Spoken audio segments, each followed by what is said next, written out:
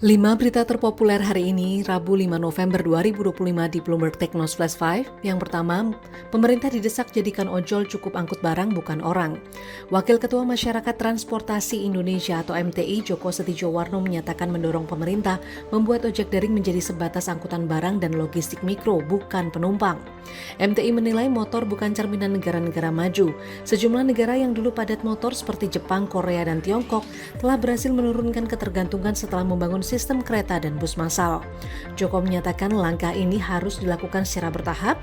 Ia juga mengingatkan arah kebijakan transportasi Indonesia harus kembali ke prinsip dasar membangun angkutan umum yang andal, terintegrasi, dan bermartabat. Kedua, Daly The Fed masih terbuka peluang pangkas suku bunga Desember. Gubernur The Fed San Francisco Mary Daly mengatakan bahwa The Fed perlu tetap membuka kemungkinan untuk kembali memangkas suku bunga pada pertemuan kebijakan berikutnya bulan Desember mendatang. Berbicara dalam acara forum Club of the Palm Beach, The West Palm Beach, Florida pada Senin 7 Oktober 2025, Daly mengatakan keputusan The Fed pekan lalu menurunkan suku bunga acuan 25 BPS sebagai kebijakan yang tepat.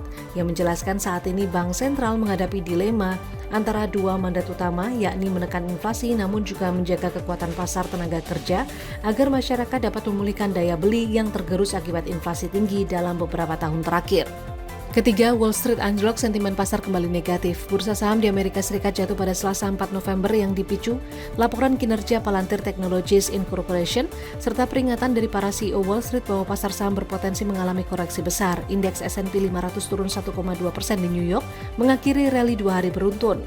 Sementara indeks teknologi Nasdaq 100 anjlok 2,1%, kemudian Cebu Volatility Index atau VIX bertahan di kisaran 19, indeks S&P 500 Equal Weighted juga melemah 0,3%. Saham Palantir merosot 7,9% meski mencatat penjualan di atas perkiraan analis dan menaikkan proyeksi tahunan. Sektor defensif menjadi pendorong utama dengan saham-saham kesehatan dan barang konsumsi mencatat kenaikan. Sebaliknya, sektor teknologi informasi menjadi penekan terbesar dengan penurunan mencapai 2,3%. Hal ini juga membuat saham kripto melemah setelah harga Bitcoin jatuh ke level terendah. Keempat, temui Purbaya, pengusaha tekstil curhat soal UMP. Pengusaha industri tekstil yang tergabung dalam Asosiasi Garmen dan Tekstil Indonesia atau AGTI menemui Menteri Keuangan Purbaya Yudi Sadewa di kantor Kementerian Keuangan Jakarta Selasa 4 November 2025. Pertemuan ini membahas pemberian pandangan mengenai kebijakan UMP.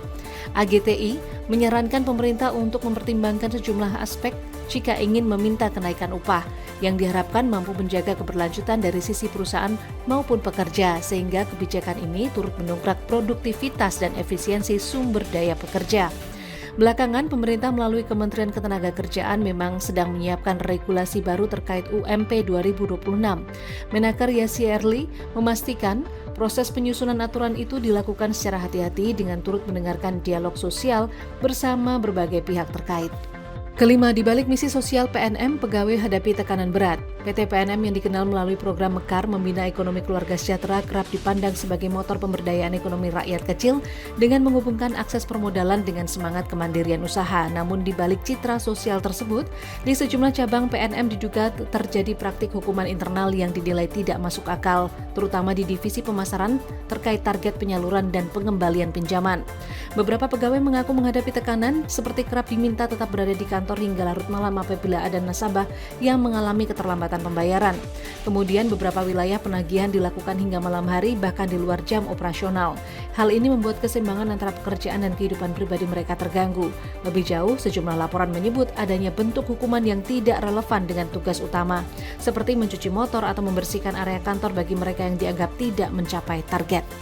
Itu dia 5 berita terpopuler pilihan Bloomberg Technos hari ini. Ikuti terus update selanjutnya di www.bloombergtechnos.com.